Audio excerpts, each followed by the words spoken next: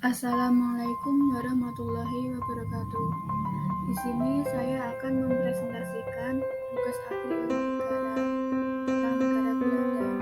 Perkenalkan, nama saya Karisma Putri Rahmawati dengan NIM C100210393 dari kelas F, Fakultas Hukum, Universitas Muhammadiyah Surakarta.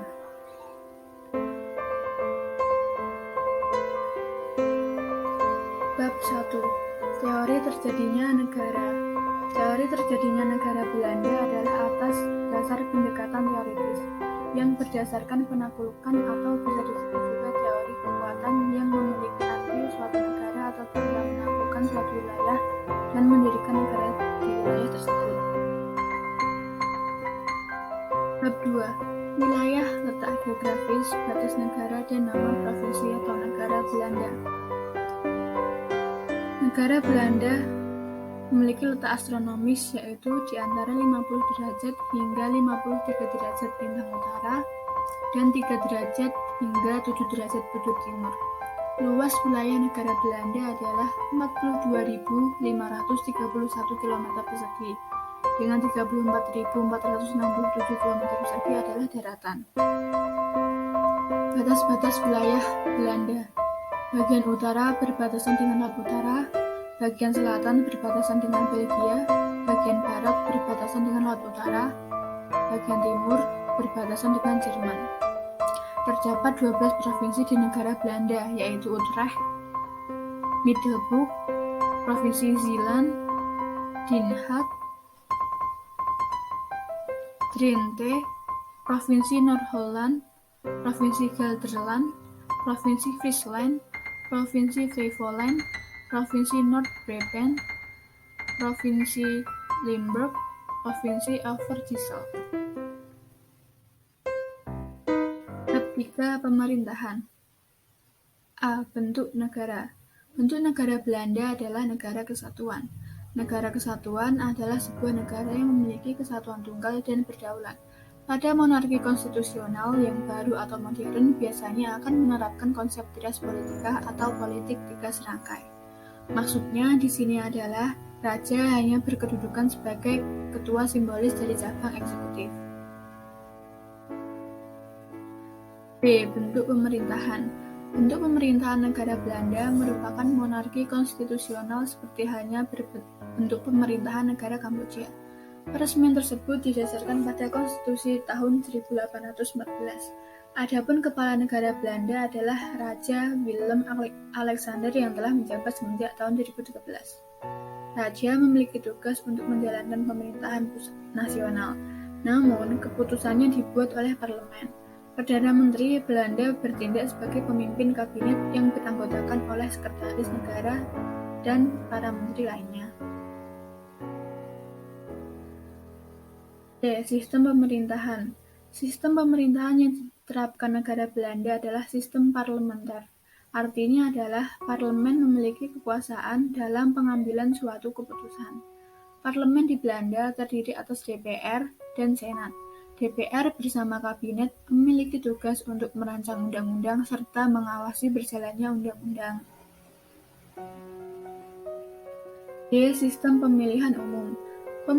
Pemungutan suara di Belanda didasarkan pada perwakilan proporsional menurut daftar kandidat partai yang disetujui. Beberapa minggu sebelum pemilu, partai politik yang lolos ke surat suara harus membuat daftar calon anggota parlemen untuk memberikan suara dalam pemilihan nasional. Anda harus warga negara Belanda dan berusia 18 tahun ke atas. Orang yang memenuhi syarat untuk memilih dikirim kartu pemungutan suara setidaknya 14 hari sebelum pemilihan. Anda juga perlu menunjukkan ID ketika Anda pergi untuk memilih. Warga negara non-Belanda dapat memilih dalam pemilihan lokal dan Eropa dan untuk Dewan Air asalkan mereka memenuhi persyaratan tertentu. E. Lembaga negara eksekutif. Kabinet Belanda adalah badan eksekutif utama di negara ini, terdiri dari menteri dan sekretaris negara. Perdana Menteri yaitu saat ini Mark Rutte, memimpin kabinet. Antara 12 dan 16 menteri membentuk kabinet dengan sebagian besar dari mereka bertindak sebagai kepala kementerian pemerintah tertentu. atau kebanyakan kementerian pada gilirannya juga memiliki sekretaris negara yang bukan anggota Dewan Menteri. F. Lembaga Negara Legislatif. Lembaga legislatif negara Belanda berupa Parlemen Belanda, yang dikenal juga sebagai Jenderal Negara Belanda, dan terdiri dari Dewan Perwakilan Rakyat dan Senat, seperti halnya Amerika Serikat. Binnenhof Den Haag adalah kursi dari kedua kamar, di mana mereka membahas undang-undang dan mengevaluasi kabinet. Dewan Perwakilan Rakyat dapat mengusulkan atau mengubah undang-undang, sementara itu adalah peran Senat untuk membahas nilainya dalam kaitannya dengan hukum Belanda. G. Lembaga Negara Yudikatif.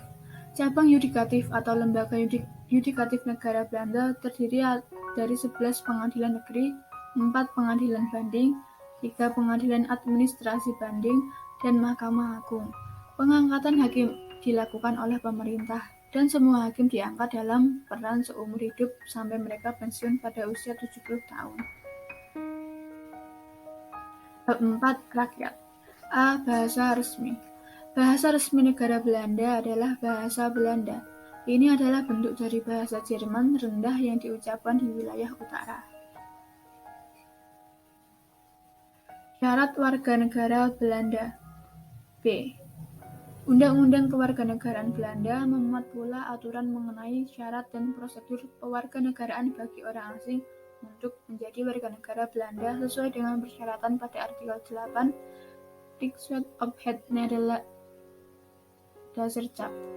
Syarat tersebut berupa 1. Mereka yang berumur penuh 18 tahun, tinggal di Belanda minimal 5 tahun, harus melalui proses naturalisasi, telah diterima dan memiliki tempat tinggal di Belanda, dapat mengerti dan memahami bahasa Belanda. D. Keadaan demografis. Belanda memiliki perkiraan populasi 17.424.978 pada 1 November 2019. Belanda adalah negara terpadat pada kelima di negara Eropa. Mayoritas penduduk Belanda adalah etnis Belanda. Sekitar 150.000 hingga 200.000 orang yang tinggal di Belanda adalah ekspatriat yang sebagian besar terkonsentrasi di Amsterdam dan Den Haag.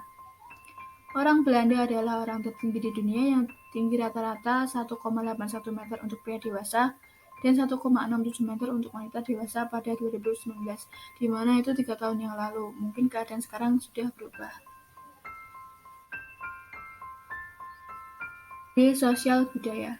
Kehidupan sosial budaya Belanda beragam dan semarak. Lukisan dan kerajinan Belanda terkenal di dunia, dan pelukis-pelukis Belanda termasuk yang terbesar di dunia yang pernah dikenal. Ciri khas dari budaya Belanda adalah kesopanan, ketepatan waktu, dan penghematan. Wisatawan akan merasa nyaman di antara penduduk lokal yang ramah dan tenang.